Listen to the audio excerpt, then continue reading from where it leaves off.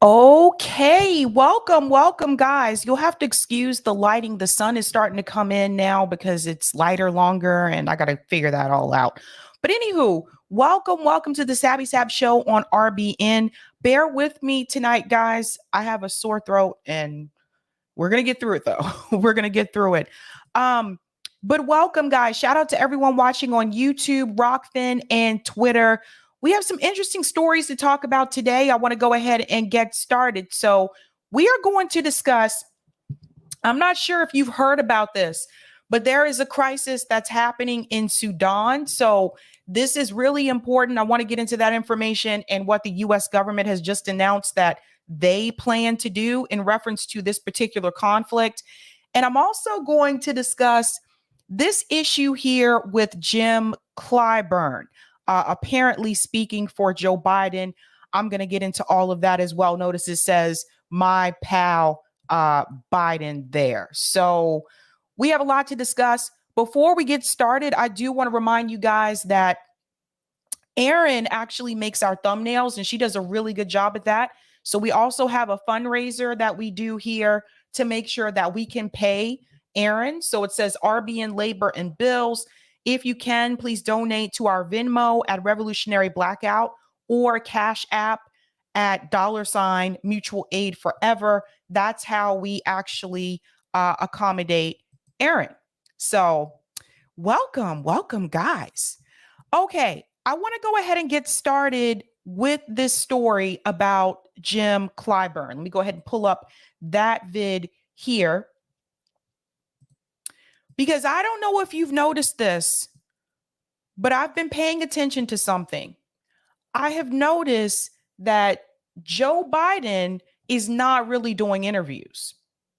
What is happening is people like Jim Clyburn, Pramila Jayapal, and Ro Khanna, sometimes AOC, they are actually the ones that are being interviewed. It's the usual suspects, and they're kind of speaking for Joe Biden. But if you notice, they are hiding Joe Biden. They are hiding him. Now, this was an interview recently with Jim Clyburn about Joe Biden's chances for 2024. And I want to get into this because once again, you're going to see how Jim Clyburn, along with the others that I just mentioned, are running cover for Joe Biden. Let's go ahead and get into this video here. Democratic leader in the House of Representatives, Congressman James Clyburn of South Carolina, a national co-chair of the Biden-Harris 2024 campaign. Congressman Clyburn, welcome back to the show. Your famous fish fry was last night. What are you hearing there about the Biden-Harris pitch of let's finish the job? Well, thank you very much for having me, Jonathan. Last night was a great night. Our fish fry was not quite as big as 2019, but it was just as energetic. Okay, let me just jump in here for just a second for those who are not aware. I used to live in South Carolina.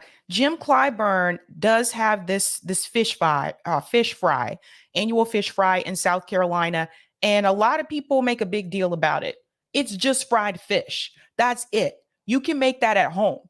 But with this type of event, what he does is he feeds the people, and it's also an attempt to connect you to the Democratic Party in the sense that I'm going to have this fish fry. Oh, and by the way, you need to support Joe Biden. This is what Jim Clyburn does. So notice that he said it wasn't as big as it was in 2019. But then he goes on to say, but people are very energetic. Hold on to the thought where he says it wasn't as big as it was in 2019. That means that people, even in South Carolina, and they love Jim Clyburn there, are starting to become turned off by the possibility of Joe Biden actually being president again in 2024. So that's the first thing I want you to pay attention to. It wasn't as big. Jim Clyburn is going to pretend like there's no issues here for Joe Biden, and I don't believe that one bit. People are on fire for the Biden-Harris ticket. People are on fire for the Biden-Harris ticket, but he just told you it wasn't even as big as it was in 2019. People in South Carolina were on fire for it in 2019. Not so much this time. He's trying to trick you and make you think that people are really excited about it. They're not. Unlike anything I've seen in South Carolina before. And he's telling on himself here. Let's go back. He's telling on himself. Not as big as 2019, but it was just as energetic. People are on fire for the Biden-Harris ticket, unlike anything I've seen. That doesn't make any sense. If people are on fire and it's unlike anything that he's ever seen, he just told you that in 2019, it was larger than it is now. So how is it unlike anything that he's never seen? No, he saw that energy and that fire for 2019. He told you the turnout was not as big. So he's telling on himself. And this is what I'm trying to get people to understand. People like Jim Clyburn, Ro Khanna, even AOC, Pramila Jayapal, they are trying to trick you and make you believe that people are energized and on fire for Joe Biden the same way that they were in 2019. This is not true. That is not true. They are carrying Joe Biden. Joe Biden is now Weekend at Bernie's. He is the Bernie character where he has to be lifted up. They have to hold him up because he can't carry it on his own. And this is what people need to understand. When is the last time you saw Joe Biden do an interview? They are keeping him out of the public as much as possible, as much as they can, because they know that he's experiencing some type of cognitive decline. Let's go on. In South Carolina before. And our guest speaker last night for the dinner, which took place just before the Fit Fry, was Governor Roy Cooper of North Carolina. And he was on fire. I'll tell you, it was one of the best nights that I've experienced in South Carolina politics ever. That's a lie. See, I have friends and family there.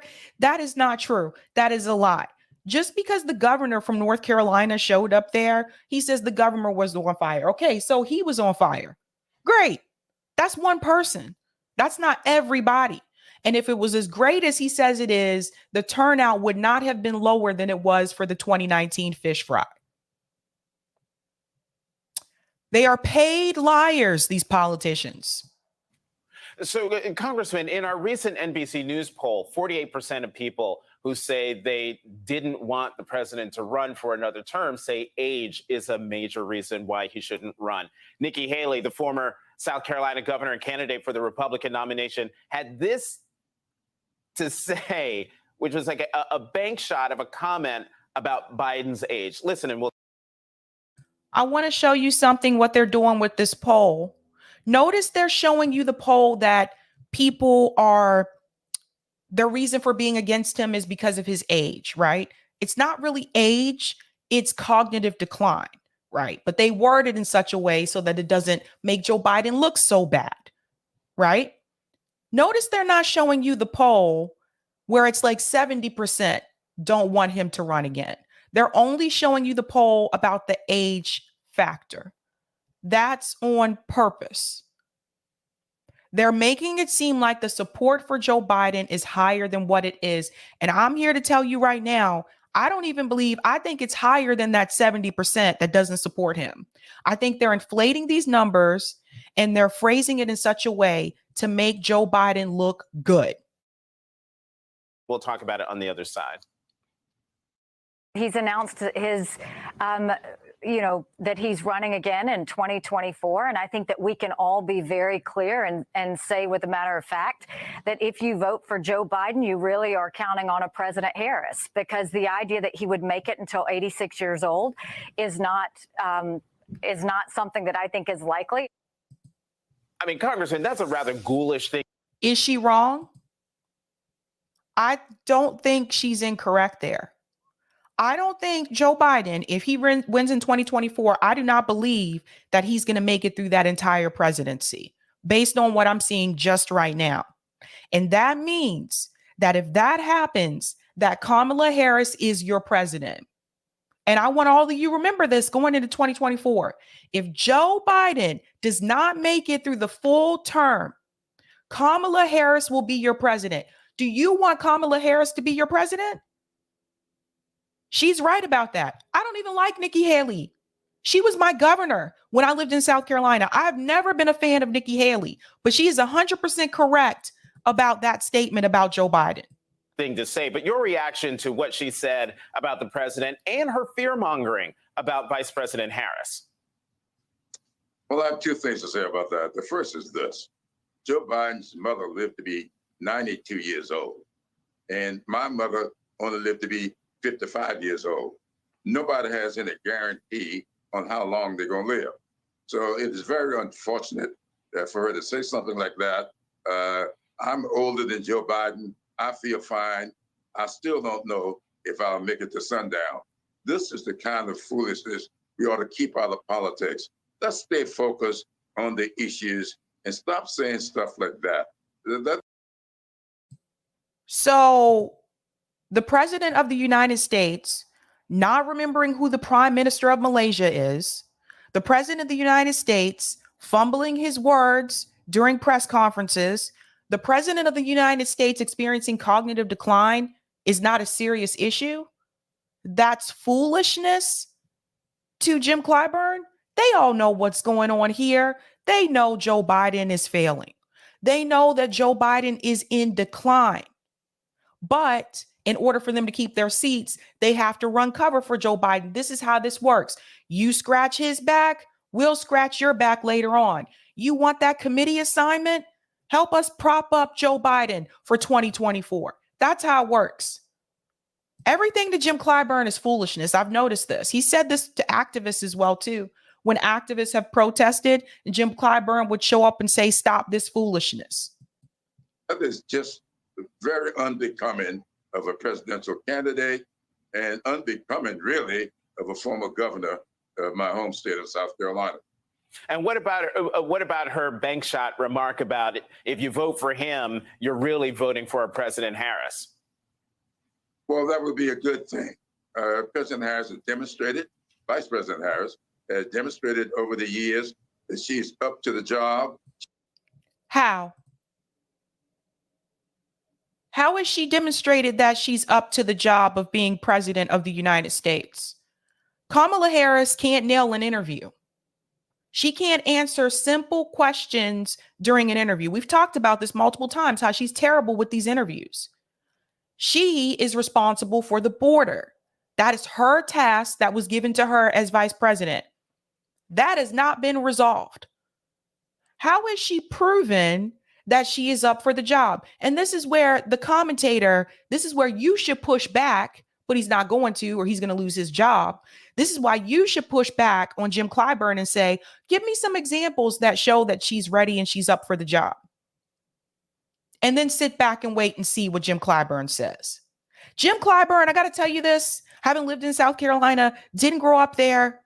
But one of the things that I noticed is that Jim Clyburn seems to be like against anything that he considers to be radical or outside of the status quo. This is why he was against the message that Bernie Sanders had. He's against all that. All that. He takes the most money from Big Pharma. Jim Clyburn is not in favor of any type of Medicare for all. He thinks that because once upon a time, he participated in civil rights, and once upon a time, he's been a part of those protests, that gives him a progressive badge. And you know what? It's the Democratic Party's fault for allowing people like Jim Clyburn just to join the Progressive Caucus just because. But this is really how he feels.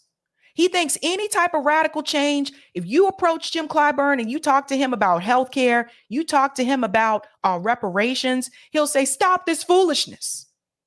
Stop it. What are you talking about here? Stop it with the ridiculousness. That's exactly how he responds. He is for the status quo. And mark my words, he will be one of the people that will be there to make the case for Kamala Harris going forward in 2024. Terrible. She has been a big, I think, credit to this administration. Now, she's a woman and the first woman to ever hold the job. So she should get the job just because she's a woman? You see how they're just using identity politics? And she's a woman, the first woman to ever hold the job. So she deserves to have it? And she hasn't proven that she deserves to have that position? This is what the Democratic Party is going to run on. Don't you want to have the first black, or half black, half, Asian American woman to be president of the United States? That's what they're going to use. And then if you push back against that, then they're going to tell you, oh, you're racist and you're sexist because you don't want Kamala Harris. It's typical playbook for the Democratic Party. And they've been relying on this for quite some time. Identity. And that's it. Red 6 says Kamala didn't win her own state in the primaries. Nobody likes her. Bingo. Bingo. And not even to mention a minority from two perspectives, Asian American as well as African American. So that gives you a lot of scrutiny that you aren't going to get otherwise. But What I tell you? think that she has measured up, and it all depends on what media people you talk to as to how well she's done. But I am very impressed with her. I'm very thankful that the president has had her on the ticket and is displaying her so prominently in his reelect. Mm-hmm. That video was very, very telling for me, and I think it ought to be for the country. Congressman, despite his many legal travails, Donald Trump keeps piling up endorsements. On Thursday, he snagged 50 of them in New Hampshire. He is the front runner for the Republican nomination. Is the White House giddy about a rematch, and should they? No, I don't think they're giddy, and they should not be. I think that we have to be very, very careful. I remember the giddiness that some Democrats felt way back when Ronald Reagan was a nominee. Every campaign is unique unto itself. We have to run every campaign like we are behind, and I do believe we are going to do that. To the extent to which we can let the American people know that this record that Joe Biden has put together is a record that is good for them, for their families, and for their communities. Really? How has Joe Biden's record worked out for you so far? And this isn't to say that Trump's record is necessarily better, but it is to point out something here. Once again, you have other people speaking for Joe Biden. Why aren't they asking Joe Biden about his record? You ever notice this? And that's what we've got to do. I was so pleased when I saw the chart you had up. There, about third or fourth on the list, was the PAC Act. Nobody's been talking about the PAC Act. But let me tell you something. Last night, when I talk about the PAC Act, that is the act that went back and picked up all those Vietnam veterans that did not get full benefits. They came back unceremoniously. And when veterans have found out what Joe Biden has done with the PAC Act, they are coming to the Democrats like veterans never came to Democrats before. The best friend that veterans got was the Democratic Party. And just look at what the Republican Party are trying to do as a ransom to pay off our debt. Get rid of veterans benefit, cap Medicare and Social Security, means testing Social Security. These kinds of things, the American people are seeing through them, and I expect for veterans to come to us in this next election like never before. Seniors will be coming to us like never before. Pay attention to the demographic that he's referring to. So Vietnam vets, that would be his demographic. That would be his generation, the boomer generation, right? He's not speaking to us. He's not speaking to millennials. He's not speaking to Gen Z. Notice when he talks about Joe Biden's record, he's talking about the things that older people will benefit from, because those are the people who typically come out and vote. And that is the population that they are catering to. What about the young people? Where's that student debt cancellation that Joe Biden messed up? And yes, he messed it up. Where's that? What happened to codifying Roe v. Wade? Where's that? What happened to canceling the student debt for students that went to HBCUs that make under $125,000 a year? What happened to that? You see, the things, when they talk about Joe Biden's record, oftentimes they refer to things that Biden has implemented that benefit his generation, not my generation. My generation, people still struggling to even try to pay rent, let alone try to buy a house. My generation bombarded with student loan debt. My generation struggling to pay for groceries. My generation can't afford to get married. My generation can't afford to start a family. They're not speaking to millennials and Gen Z. And then they wonder why they're struggling to get support from those groups. This is what it's all about. Because it's not their word that do it for them. It is their deeds. And what's significant about your comment about veterans is that South Carolina has a very large veteran community in the Palmetto State. Let me get you on one more. Yes, they do. Yes, they do. There are a lot of retirees, military retirees that live in South Carolina. South Carolina has the oldest electorate. You see what I'm saying? That is the population that he is trying to cater to. Not the younger people. More thing before I have to let you go. Speaker McCarthy got his bill. You mentioned it.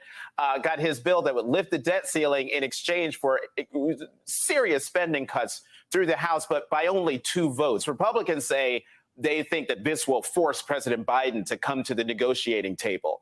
Does it?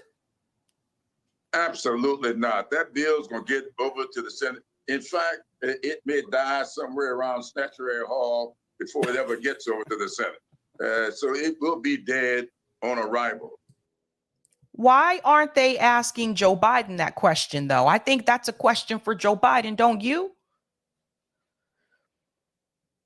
Jim Clyburn reminds me of Uncle Ruckus from the Boondocks. That's who he reminds me of.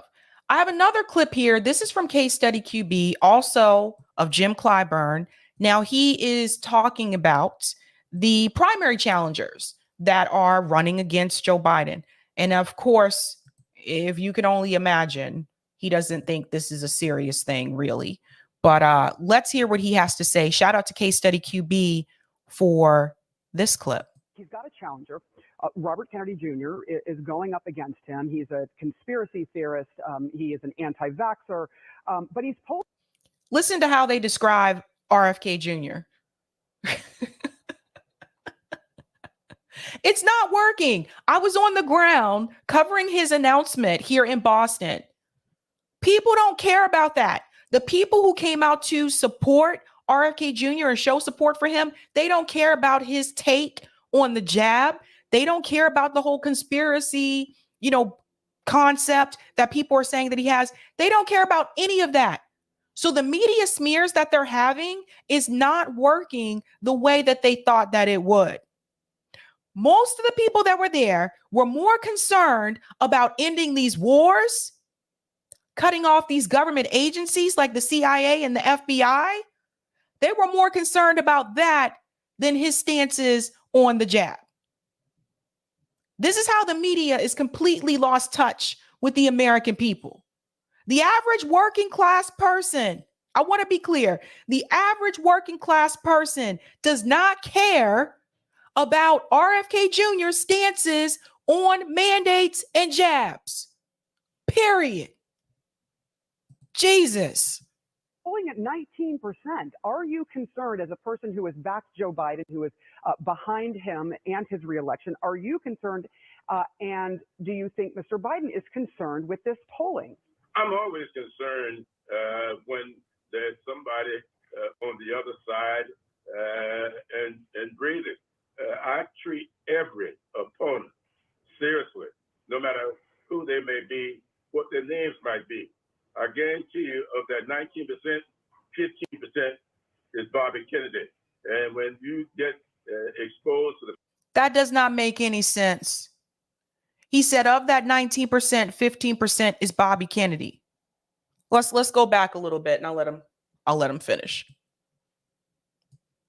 15% is Bobby Kennedy. And when you get exposed to the fact that this is Bobby Kennedy Jr. and not Bobby Kennedy Sr., those numbers are going to reflect. Bobby Kennedy Sr. passed away many decades ago. Okay? Like, no one that I have spoken to is confused and think that this is RFK Sr. running for president. Everyone knows he is not alive. This doesn't make any sense. Makes no sense. And then some people will say, well, maybe they think that he's going to be just like his father. How can they think that when the media is constantly smearing him as an anti-jab candidate? Do you see what I'm saying? You see what Jim Clyburn is doing? This doesn't make any sense. When George W. Bush ran for president, I wasn't sitting back thinking, oh, this is George, H.W. Sr. running again. No, I knew they were two completely different people. This is a mess. Oh my God. BSD guy says Uncle Ruckus is at it again. Yes, 100%. What kind of foolishness is this? That reality. So this 19% doesn't bother me at all. I am bothered by anybody who's an anti-vaxxer, who is a conspiracy theorist.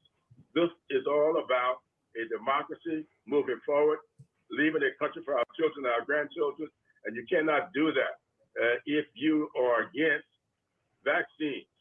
I grew up. Again, anybody who's against the status quo, I think people should actually listen to RFK Jr.'s opinion about that and not just take Jim Clyburn's word for it. That's my take on that. And let him explain his views about vaccines. At a time when polio was running rampant. Why did we get rid of polio? Because vaccines, Jonas Salk and Albert Sabin. And now we've got a vaccine for this pandemic, and you're trying to get it behind us. And anybody that's against vaccinations, I just have a problem with them. And most people I know would have a problem with that. Most people are like you. Most people that he knows are his demographic, his age group. He's like, I grew up during polio. Ain't nobody talking about no polio, man. Why are we going all the way back? This is 2023. Okay. This is the craziest shit I've ever heard. It is 2023. We're not thinking about no polio. People did have issues with the fact that this was something that was rushed out and it was experimental. And there are reasons to have concern. He's not speaking for the rest of us. This is the problem with people like Jim Clyburn and a lot of people that we have in Congress. They're not speaking for the rest of us. Absolute ridiculous. But here's Jim Clyburn once again trying to run cover for Joe Biden, because right now they see that Joe Biden does not have the mental capacity to take on interviews like this. And so Joe Biden is hiding in the background. I don't know what they're trying to do to help him get prepared for these press conferences that he has, but he's hiding somewhere in the background. And they got Jim Clyburn, Pramila Jayapal, and Ro Khanna out here doing the work for him. And I think they're going to be surprised. I don't think this is going to work in 2024. If I'm wrong, I'll come back and I'll say my bad. But based on what I'm hearing from people and based on what I'm seeing and people who are really upset with this economy, I don't think this is going to work the way that they think it's going to. And then they have nobody else to blame except for the people who ran against Joe Biden. They'll say it's all their fault. How dare you? It's your fault. No, it's Joe Biden's fault. Steve says Harris is even worse. Agreed. Thank you for the super sticker, Aberdeen71. Thank you for the super chat, Roger Meadows. That's why Cam made that powerless, Sabby. There you go. And thank you for the super sticker, Adrian S. Thank you. We are moving on to our next story. If you have not been aware of what's happening in Sudan, we have to get into that conversation. So I read a little bit about this. We're going to go back 5 years ago. So the U.S. government 5 years ago actually lifted sanctions on Sudan. I want to show you a clip of just that. And there's a reason why I'm going back to this particular time, because we're about to head in that direction again. Listen to this. This was 5 years ago. Joy on the streets of Sudan after the U.S. State Department announced it was lifting 20-year-old economic and trade sanctions. It's seen as a move down the path of normalizing relations. Some think it'll improve their life. As you see, the American and Sudanese flags are flown in a spontaneous, popular, joyful reaction. This is an indication that the sanctions have had a heavy toll on the people and the economy. Prices and living costs have fallen and made it easier for the needy. The announcement was widely anticipated, a process started under President Barack Obama. The U.S. saying the move came after Sudan began addressing concerns of fighting terrorism and human rights abuses. That's the piece I wanted you to hear. It started under Obama. Let's go on. The sanctions were piling pressure on an already struggling economy. It's true that the country is facing economic problems. However, the sanctions exacerbated, if not complicated, the situation. It doesn't enable government officials to restructure the economy as it should be. There were also assurances that Sudan won't enter into arms deals with North Korea, and it had already diplomatically distanced itself from Iran. But the opposition feels it's the wrong way to go. The lifting of sanctions will not bear any fruit. It's only empty propaganda, but in the end, it will have a negative impact on the regime, simply because it sent out the wrong message to the people. Sudan, though, will remain on the U.S. list of state sponsors of terrorism. So as the relationship between the two countries improves, there's still more work to be done. Scott Heidler, Al Jazeera. Okay, so let's hold on to that. Let's remember that. I wanted to show you that for a reason, because it has not changed. It has not changed. Now, I want you to listen to this statement from John Kirby. John Kirby is about to lie to the American people, and then we're going to do the correction here. But I want you to hear what John Kirby says about the U.S. possibly implementing sanctions again on Sudan. Listen to this. Hi, John. I'm here. Can you walk us through the thought process of why you decided to impose sanctions on Sudan now? We asked you this question many times before, but is it a way to try and to you give up on the generals to end this conflict and return to the civil rule? Is it a way to encourage them actually to end the conflict? And second, why you did not mention General Burhan or General Hamiti by name? You just did not name anybody in this sanctions. Well, we didn't announce any sanctions today. As I just said before I turned it over to questions, we don't preview sanctions. I have no sanctions to speak to one way or another. What this EO will do is give us, the administration, thanks to the president's decision to execute this order, to sign this order, will give us authorities and flexibility should we want to apply sanctions as one tool here in order to hold folks accountable and to try to get at a better solution inside Sudan. Now, look, there was no need in reading out the EO to name the leaders of these military factions, but it's not like we're afraid to. We've said all along, we're talking about General Burhan, who is the leader of the SAF, and General Hamedi, who's the leader of the Rapid Support Forces. But you shouldn't read into that I'm previewing some specific sanctions against them individually or any other entity. We don't preview sanctions. If and when we've got something with respect to sanctions to speak to, we'll certainly let you guys know. You decided on the sanctions. Again, we haven't decided on sanctions. Hold that soundbite. We have not decided on sanctions. That's why she asked him twice. I'm going to show you in just a second. We don't preview sanctions. This EO allows for authorities to look at tools, leverage tools, particularly in the case of sanctions, possibly sanctions. But we haven't issued any sanctions. Is that true?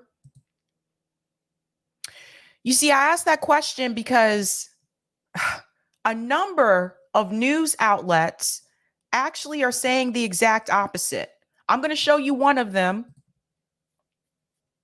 but there are several outlets discussing this. Let me go ahead and share this really quick.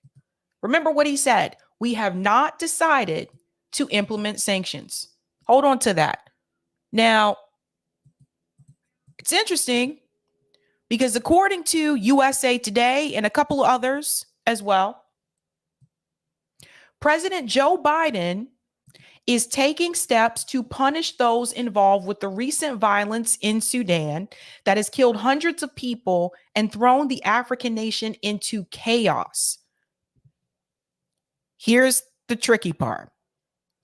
Biden signed an executive order on Thursday that allows the U.S. government to sanction those involved in the violence.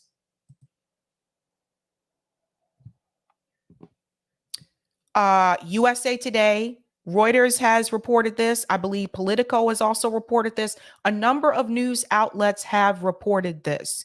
And John Kirby just told you that they have not decided on that. That's not the message that went out to the press. It goes on to say that Biden said in a statement, his order will hold individuals responsible for threatening the peace, security, and stability of Sudan, undermining Sudan's democratic transition, using violence against civilians, or committing serious human rights abuses. The violence in Sudan is a tragedy, and it is a betrayal of the Sudanese people's clear demand for civilian government and a transition to democracy.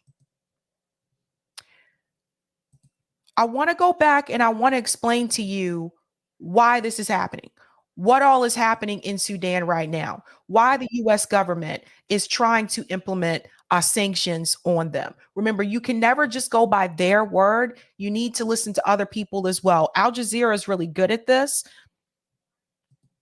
And I want to share this clip here that explains it. We're going to break this down because I think this is important. What's happening in Sudan? So again, this is from Al Jazeera.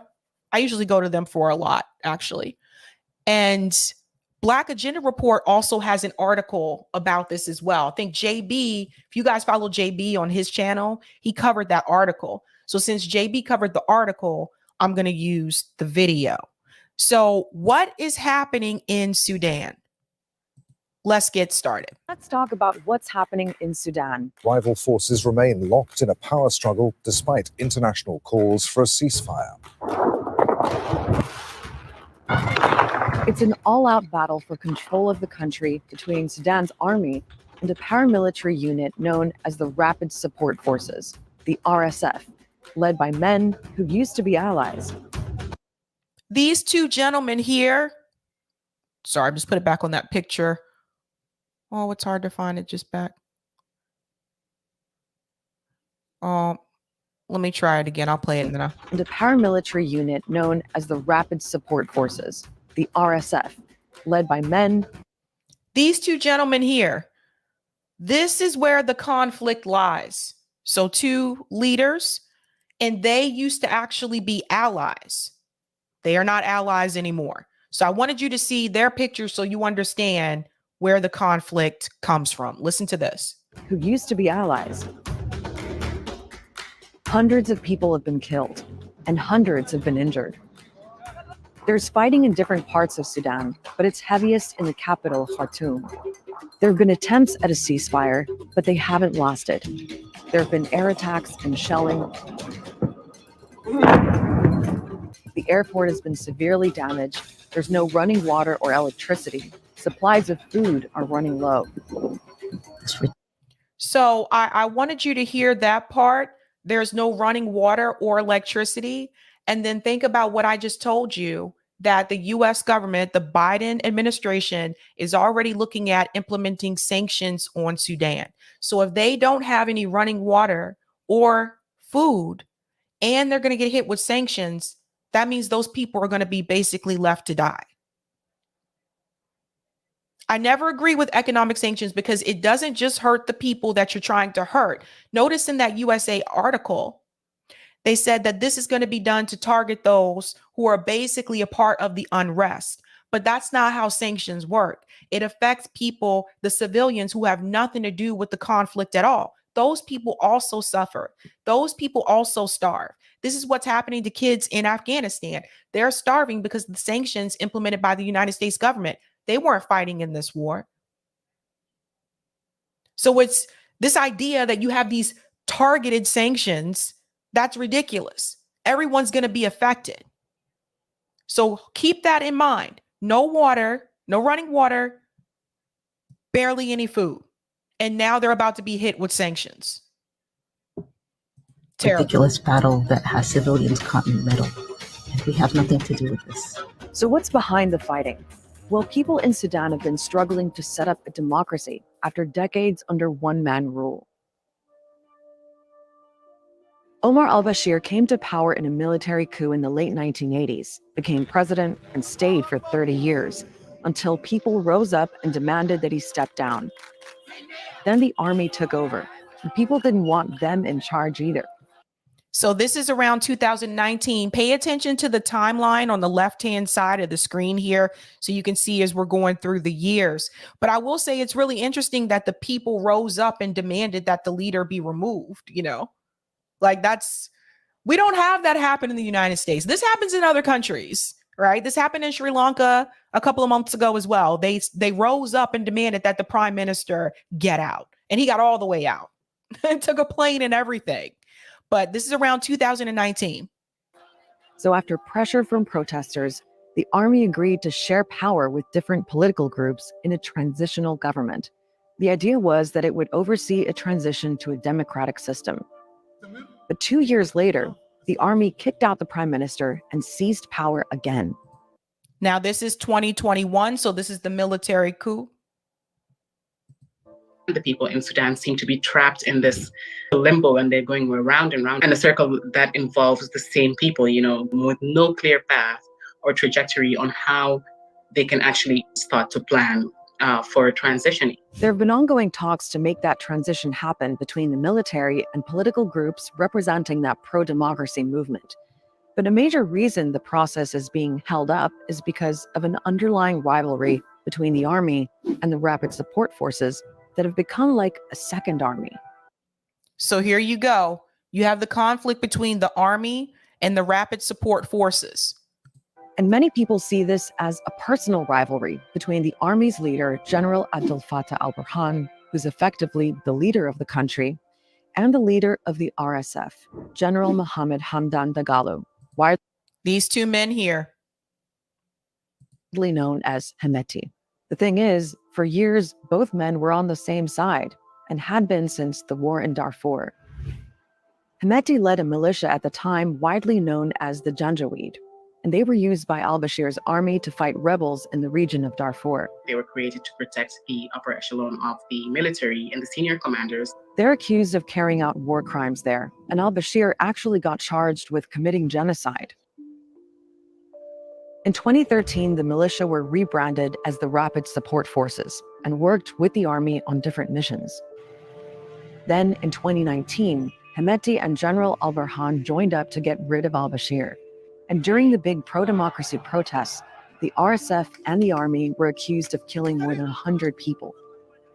But since then, the RSF has been acting a lot more independently, and they've grown more powerful. They were able to establish vast investments around the country and outside the country, especially in the gold trade. These two main actors, the army and the rapid support forces, were able to collude, now successfully for about 4 years to stay in power themselves. But there was always that core tension about who was the top dog between them. So that brings us to the fighting right now. As part of Sudan's transition to democracy, there have been talks about integrating the RSF into the army, but they can't agree over the timeline. The army proposed 2 years, while the RSF wanted it to be 10. If the RSF has already been able to capture so much power on its own, it may be very difficult to bring it into the army. Oftentimes when groups, establish their own, get their own feet wet, establish their own footing, and they've been doing this for quite some time, when you add them to another organization, it can be tricky because they have their own way of doing things. And now they have to go up under a leadership that is going to be somewhat different. And now they're going to have to go along with what they want. And they've been doing things their own way. So that's a tricky situation. I'm not sure how I feel about that. The army, had been making a stand. They realized that the rapid support forces have been growing. The head, General Hemeti, has political ambitions himself. And I think there was a sense that if they did not somehow force the rapid support forces to agree to integrate and to go under them, that this force would keep growing and grow out of the control of the formal military.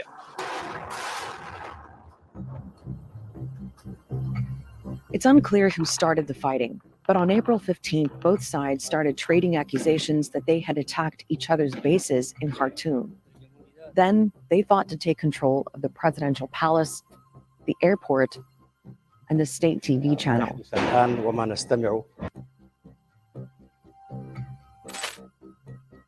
The army has air power, and they've been hitting RSF bases in the capital, many of them in residential areas. So this piece about the residential areas, I'm going to show you another clip about that as well. Some people have been evacuated, but we'll get into that. But this is another part of the issue. People who were not even a part of the conflict, their lives are in jeopardy now. The RSF don't have planes, but they do have anti-aircraft weapons, and they have about 100,000 men. There have been plenty of calls for the fighting to stop from Sudan's neighbors, the African Union, the UN, the EU, the US, and the UK.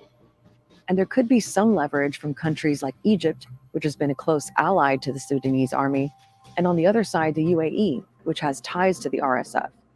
But there's no sign that either side wants to back down. Right now, for a lot of people, it's a period of confusion. It's a period of uncertainty about what's going to happen in the next few minutes, the next few hours, the next few days.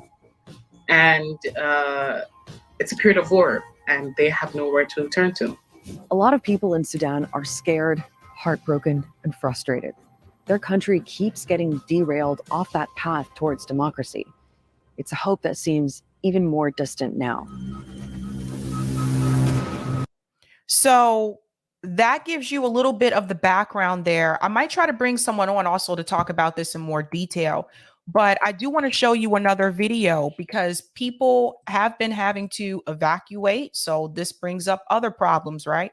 Because once people start evacuating, then you're going into other countries and other places where those people in those countries may not want you there. And I've seen this happen before. When I lived in Germany, there were a group of refugees from Turkey, and it seemed like for the most part, people in Germany were okay with it in the beginning, but it was like the more that came along, then it was almost like people were like, okay, wait a minute, what's happening here? Like we can't take care of everybody, that kind of concept, right? So that's the thing. Now you're putting them in another type of situation because they have to leave their home and they have to go live somewhere else. They just have to run away. But like I said, you're putting them in a tricky situation. And I don't think it's good for the people. And I want to show you an example of a video here of people that have been evacuated. Let me go ahead and share this here. Now, this was from Sky News. It says, I didn't know that you came here. Sky's Yoshra found her uncle in crowds as evacuees were arriving in Jeddah from Sudan. So let me go ahead and play this really quick here. That's the thing. When people are evacuated, that doesn't mean they're necessarily kept together. Maybe we do one more interview. Oh my God, that's my uncle. That's my uncle.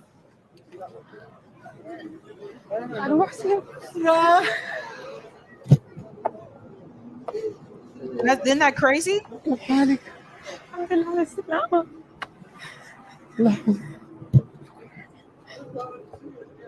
That's crazy. See, she said, I didn't know that you came here. They didn't even know. I mean, when people are evacuated again, there's no guarantee that the whole family is going to stay together or be together. You're evacuated based on where you are at that point in time. So if everybody in the family is not at the same house or the same area, you don't know if you're going to see them.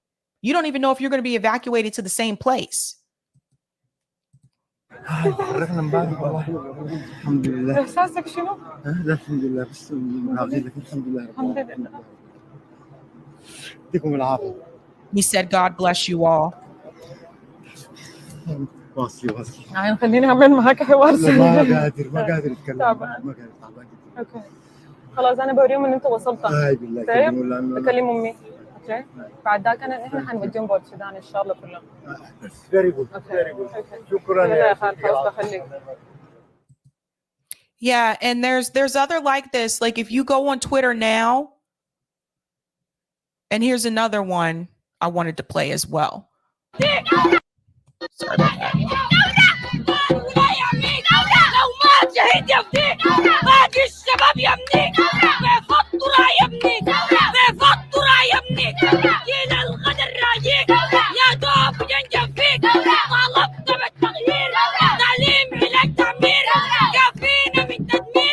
So these are the younger people in Sudan, and they're saying that we're here to change the country for the future. We want a revolution. We're tired of the chaos. So this is the younger people that are speaking out.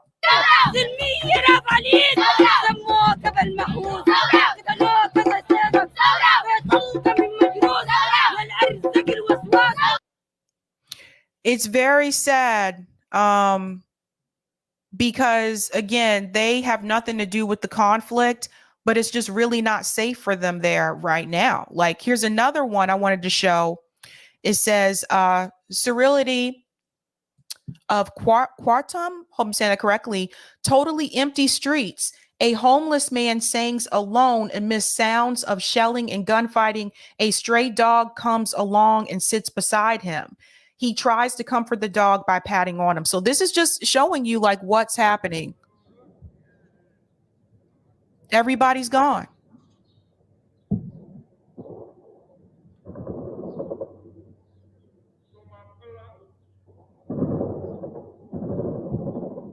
And notice he can still hear the warfare in the background. I mean, imagine if like you were forced to leave your home like right now and you're not with your family, but you're being evacuated. You don't even know if you're going to see your family again. You may not end up in the same place. Imagine that. This guy was left behind somehow. I don't know if he just chose not to go, but that's crazy. Like, what do you do with that? What do you do? This is what I think Americans don't seem to understand, that, you know, there are people living in countries like this where when they go to sleep at night, they hear warfare. When they get up in the morning, they hear warfare. If they're even trying to go to school, they hear or see warfare. Could you imagine? We haven't really had to deal with that for the most part. Yeah, there was, you know, September 11, but that was one time thing. Like, it's not in my generation. We haven't had to deal with this. This is like every day for them right now. Man. Yeah, so you know what they said? No running water, running out of food. And then it says here, the roads are not safe. We can't guarantee the safety of our family. The residents in Khartoum, Sudan, describes life in a conflict zone as fighting shows no signs of abating. Listen to this. It's another one. I have 3.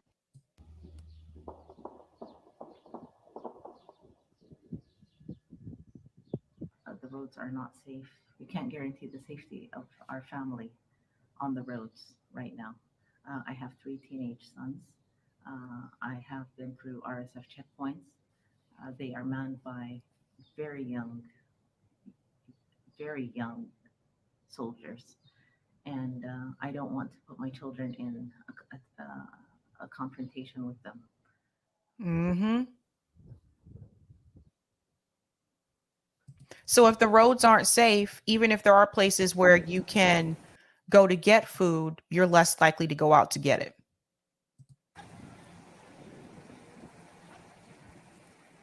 We will stay home as long as we can, as long as it's feasible, as long as it's viable.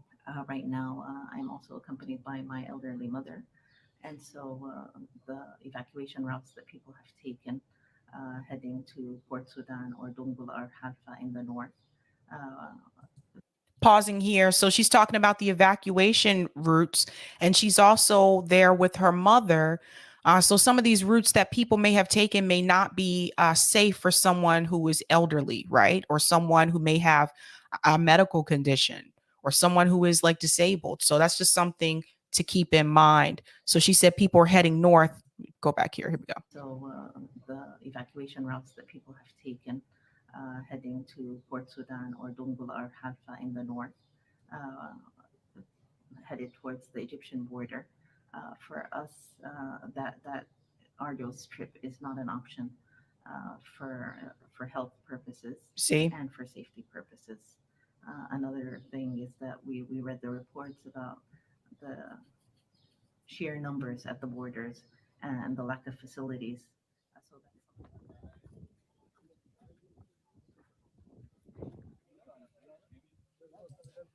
Yeah, so this is a big part of the problem. And that's the thing. Not everybody can afford to flee. Not everybody can take that risk.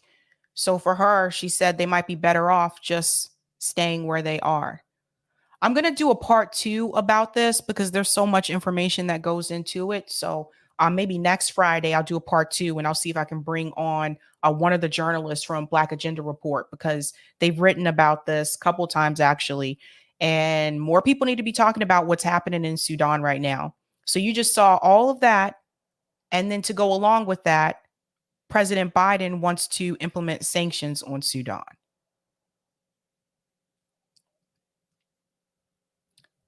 Terrible.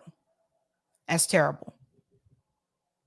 Thank you so much for the super chat. Yep, X. Millions have died because the U.S. retaliation from 9/11, when it has been shown at least 2 of the plane hijackers worked for the CIA. Yeah, I saw that article. It's crazy, man. It's crazy. Like I don't know what to tell you, but I'll do a part 2 about this next Friday because I really do feel like it's not getting as much attention. But if those sanctions go through, that country's going to be done. It's going to be done. There you go. It'll be another one. You could be looking at another Yemen. But other than that, I am going to head out.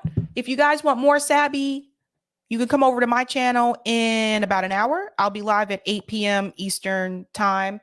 I have 4 things to cover tonight. So it should be a pretty interesting time. But other than that, guys, you know how we do this. Have a good night.